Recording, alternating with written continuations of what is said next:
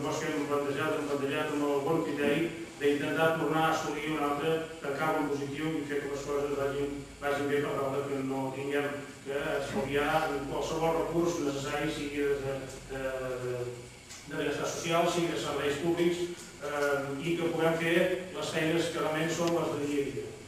Penso que això no em queda gaire dir més que esperem que realment aquest any 2010 ens vagin les coses més o menys bé en funció del tema dels números que ens puguin fer funcionar relativament. Gràcies. Bé, moltes gràcies, senyor Cifró, per la seva exposició sobre el tema pressupostari que estem debatent aquí per aquest any 2010. Jo només voldria, a part de l'explicació que vostè ens ha donat,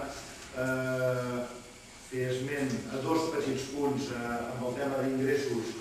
Només per un costat, el recurs que es va tramitar a través del Consell Comarcal sobre unes taxes de telefonia mòbil que el fallo ha sigut favorable a l'Ajuntament i que això suposarà per a aquest Ajuntament un ingrés dels endarreriments dels anys 2007-2008 de 66.200 euros i que es preveu per aquest any un import de 30.000 euros.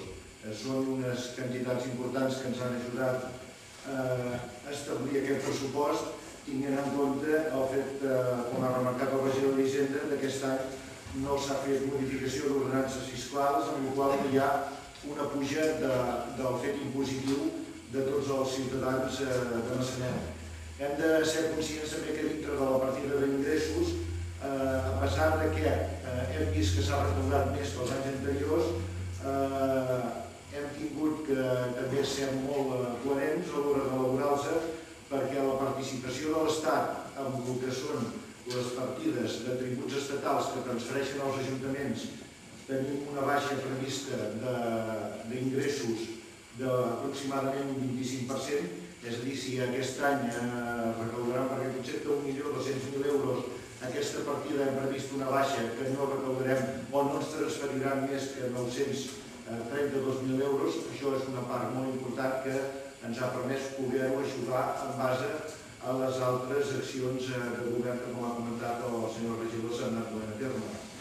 També una cosa molt important que no afecta els pressupostos és que a partir de l'1 de gener del 2010 transferim tota la qüestió de la gestió i manteniment de les depuradores a l'ACA i que ella això ho ha revertit en els consells comarcals. Nosaltres cada mes teníem que fer front amb una despesa de funcionament de la depuradora de Massanet i posteriorment aquesta despesa l'havíem de reinvertir a l'ACA i després ells ens tornaven aquests imports. A partir d'aquí aquestes partides s'han exclòs tant la partida d'ingressos com de despeses dels nostres pressupostos perquè ja no serà aquesta la qüestió amb la qual haurem de treballar i que sempre teníem uns petits serveis que eren deficitaris a l'Ajuntament. A part d'això també hi ha les transferències del Consell Comarcal i les transferències de la Diputació de Girona que també s'han quantificat a la baixa preveient ja que tant la Diputació com el Consell Comarcal a l'hora d'elaborar els seus pressupostos les dotacions o les partides que tenen previstes de transferir directament als ajuntaments han baixat. Això seria quant a la partida d'ingressos. Quant a la partida de despeses, bàsicament, com ha comentat també el senyor regidor, hem treballat amb el que realment les partides amb el que realment s'ha liquidat aquest any 2009 i s'han ajustat les diferents partides en funció del que des de l'Ajuntament hem cregut que s'havia de retocar.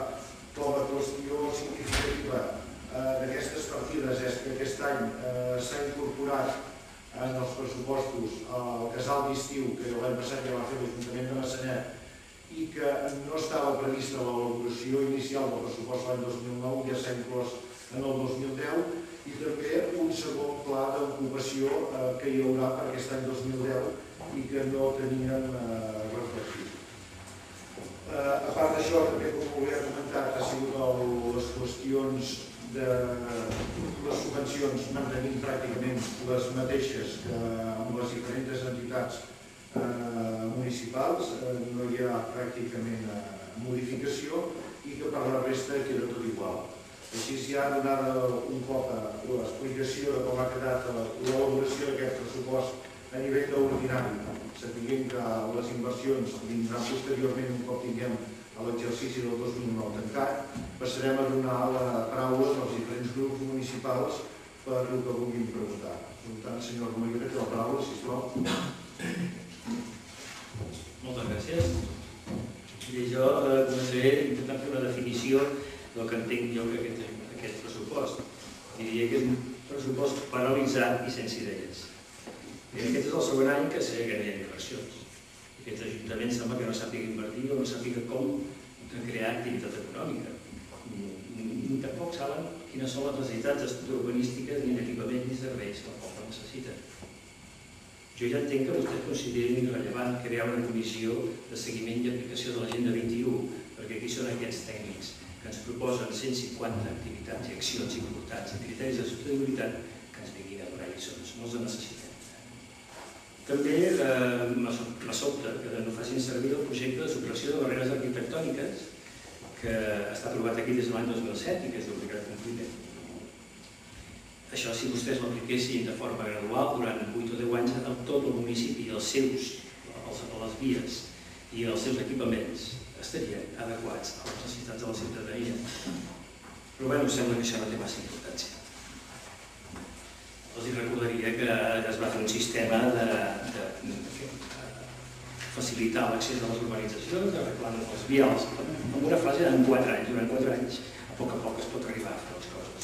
Però clar, ja fa molt de temps que aquest tema de les barreres arquitectòniques el tenen amagat dins d'un calaix. Tampoc hem vist cap mesura que introdueixi per l'estalvi i l'eficiència energètica en tot l'àmbit municipal, des de la gestió i el manteniment dels edificis fins a l'adquisició i els usos de materials. Si ens mireu els pressupostos en l'àmbit d'aplicació més concret, és a dir, les regidories, hi ha la mateixa lectura de paràlisi d'idees i de no respondre amb imaginació als reptes socials, econòmics i ambientals que aquest moment demana. Hem passat d'un pressupost ordinari de 6.014.000 euros al 2009 a 6.380.000 euros. Aquests 300.000 euros de més s'ho emporta tot, l'amortització del crèdit i les despeses de personal. La resta de partides, excepte algun cas que comentarem, es mantenen. És a dir, no hi ha canvi substancial de criteris. Cap canvi substancial de criteris. Per donar resposta a les necessitats reals de la població, especialment dels sectors més vulnerables i desafavorits. No s'ha prioritzat cap activitat formativa per la gent aturada. Tampoc s'ha abocat tots els recursos que calguin a les àrees d'acció social. És a dir, no hi ha cap plantejament nou. I l'escenari ha canviat moltíssim en aquest any. Si repassem algunes regidories, faré els següents comentaris. A la regidoria de Governació hi ha una plaça d'animadora sociocultural que no sé a què correspon ni qui la té assignada.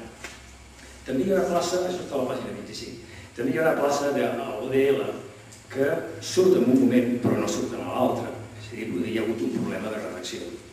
Ara bé, jo tenia entès que la plaça de l'ODL, que en aquest moment està ocupada, era l'any que faltava per tancar el cicle i que, per tant, a partir de cobert aquest any, al futur no hi havia aquesta plaça, a menys que es creés un concurs. M'agradaria que se m'aclarís aquest concepte.